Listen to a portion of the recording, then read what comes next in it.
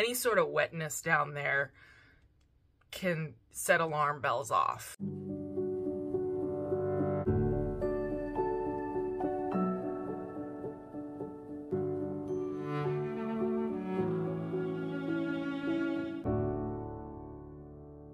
Good morning, friends. I really debated not talking about this because I know oftentimes when I talk about things like PTSD and anxiety and everything, I get a lot of people that don't want to hear about it and, you know, kind of tell me to just, not in so many words, but just shut up and dance. But that initially was the purpose of my channel, is to discuss you know, things like trauma and PTSD and, you know, moving through life and living after trauma, just life after trauma.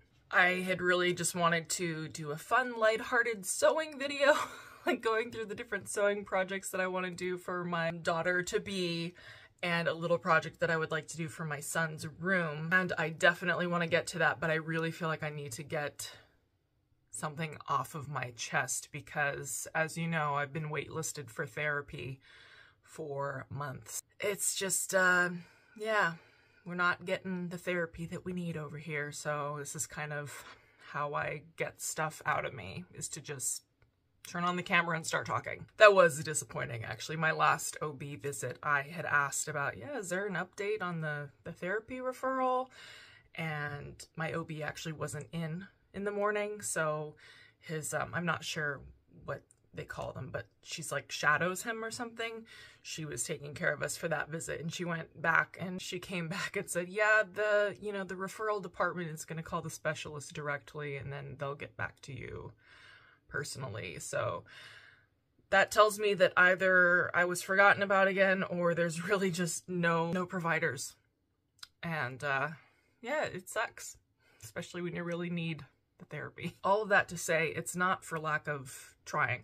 Like, I'm definitely trying to get the care that I need, and it's just not panning out. I mean, the good thing is that, you know, the further along we get, I'm almost 23 weeks gestation. This Saturday, I'll be 23 weeks. So I have been feeling baby girl moving so consistently, and Cameron's able to feel her regularly now. I'm starting to see her on the outside. So that has been a major relief for me in terms of my anxiety and everything, because I am reliably getting movement from her. So that has been helping a lot. I haven't been having any panic attacks. I don't have that all day anxiety that I was having before when I wasn't feeling her. And then also just switching Kieran to a floor bed has been wonderful for my anxiety, because before, when I would be putting him in a crib, there was like a little bit of a fight to get him to go down for a nap because he didn't want to go down. You just, you know, when your baby's in distress, and it puts you in distress, you know what I mean? Because you want your kids to be happy and all of that. So I'd always have kind of like that mid-morning like thing. But I'm not having that anymore because he loves going up there. It's been so good, because I'll just put him up there when I start seeing him getting tired, and I'll change him, you know, offer him a bottle, and then he plays for a little bit, and then he puts himself down. He puts himself down for his naps. It has been wonderful. So I would say the majority of my anxiety and stuff has left the building. It has been really great to feel calm like that. Something did happen last night, though, that did send me into a PTSD spiral. So this is where I'm going to get a little bit TMI. When you're pregnant, there's a lot more secretions, if you will. There's a lot more going on down there. And it's all well and good to know rationally that that is normal, that should be expected when you're pregnant. But when you have had PPROM, or, you know, premature rupture of membranes in past pregnancies where you've had to be hospitalized, any sort of wetness down there can set alarm bells off. So I was just laying in bed and I suddenly felt wet underneath me, and the bed was wet and my pants were wet. And I knew it was not urine because I had just recently taken vitamins, and if you take vitamins regularly, you know that your urine's like highlighter, like day glow yellow. So the bed sheets were not that color, and I was smelling it. It did not smell like urine, but it did not smell like amniotic fluid either.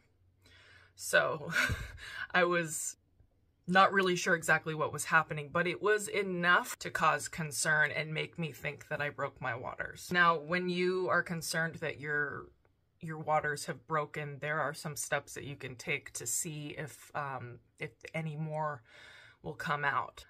It's called a pooling test, where you lay back down, like you dry yourself off, and then you lay back down for 30 minutes, and then you stand back up and see if anything comes out. So I did that. Nothing came out, thankfully, but it was still enough to just, you know, kind of send me into a dissociative state, because it was like just all of that, everything I went through with Kieran was coming back to me. Like, oh no, I'm gonna have to spend 3 months in the hospital. Oh no, nobody's gonna take care of my son while my husband's working. Oh no, like I'm not gonna see my son or my husband except on the weekends. And it just like oh, it was not a good place to be in last night. And then all night I had nightmares that my waters were broken, and that I was having a placental abruption, and that I was at the hospital and things were too late. And, you know, we're only 22 weeks and 5 days right now, so she was too little to take care of. And it just, you know, all night, those nightmares. And so I woke up and I was terrified to get out of bed, because I was afraid that if I stood up, then, you know, fluids were going to come out of me like they did every morning at the hospital after Kieran. But thankfully, nothing came out this morning, and I think we're okay. You know, I don't have any contractions or anything, so I think it was just literally, like, if you type in Google, is watery discharge normal during pregnancy, it says it's normal. Sent an email to my OB and everything, so I think we're good. But, you know, PTSD is a female dog. It really is. And these are the types of things that I would talk to a therapist about if I had one. But yeah, this is the type of stuff I would talk about, and just, you know, get it off my chest and get it out of me, you know what I mean? But yeah, this is what we go through, you know, when you've had traumatic pregnancies and experiences and everything. And, you know, losing a child and then almost losing another child, and then, you know, it's just, this is the nature of pregnancy after loss. I do want to get a little bit extra vulnerable here and do some grounding exercises. I figured I might do them on camera because they have helped me so much throughout my life, and especially after my daughter passed away. Grounding exercises brings you back into your body. Sometimes you have a maladaptive coping mechanism to stress or trauma or PTSD, which sends you into a dissociative state. So you kind of feel like you're not in your body, and like everything around you isn't real, and you almost feel like you're just a head floating around. So one of the things that I learned in therapy when I was in my early 20s was grounding exercises. And a lot of this is mindfulness. I sit in a chair, and then I put my feet flat on the floor, and then I touch things around me. And basically what I say to myself is, all right, I feel the ground beneath me. I feel the weight and the pressure of the floor holding me up. I feel the softness of the carpet. I feel the different texture of the different pieces of carpet coming up. I feel underneath my fingertips the texture of my plastic work table. I feel where there are scratches from where my scissors dug into the table. I feel the warmth of my coffee cup. I feel the warmth of the liquid going down my throat and entering my stomach. I feel the texture of my sweater, how it is soft yet rough at the same time. I feel my left foot falling asleep and the tingling going up my leg. I feel the cushion underneath my butt. It's not that soft, but it's soft enough. I feel the velvety texture of the fabric on my chair.